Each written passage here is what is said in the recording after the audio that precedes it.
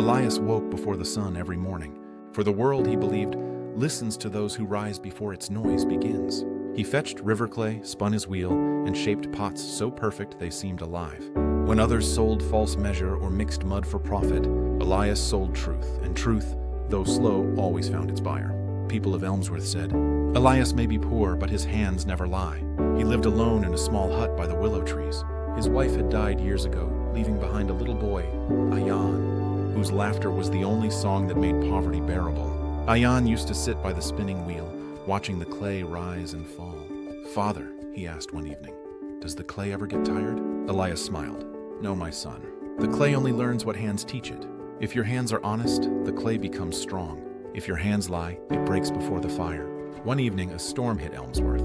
The river swelled and swallowed the banks. Elias ran to secure his wheel, but the storm had other plans. Lightning tore the sky, and the next morning, the river had shifted its path, exposing fresh earth never seen before. There, half buried in the mud, he saw a strange glow.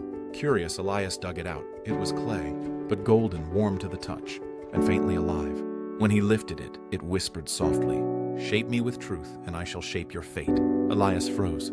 He looked around. No one. Only the whisper of wind and rushing water. He thought he had imagined it, but the glow in his hands was real. He carried it home. That night, under the oil lamp, he shaped a single small cup from the golden clay, smooth, perfect, light as air. When dawn came, the cup had turned to pure gold. He gasped, "By heaven, it's real."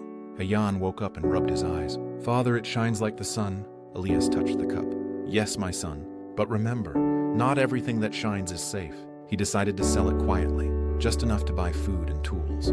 He told no one where it came from. But truth has a way of finding ears, and soon, whispers reached the mansion of Lord William Ashford, the nobleman who ruled Elmsworth. Rich, cruel, and endlessly curious, Lord William summoned Elias. In the marble hall stood men in silk and gold, and in the center, Elias, barefoot, humble, holding his hat. William leaned forward. "They say you make gold from mud, Elias. Is that true?" Elias bowed. "I make only what the earth allows, my lord." "I am but a potter." William smirked. "I admire humility, but not lies. Bring me that golden clay tomorrow. Serve your lord, and you shall never know hunger again." Elias tried to explain. "My lord, it isn't mine to command.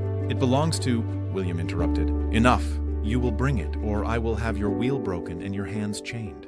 That night, Elias sat silent by the wheel. Ayan touched his father's arm. "What will we do?"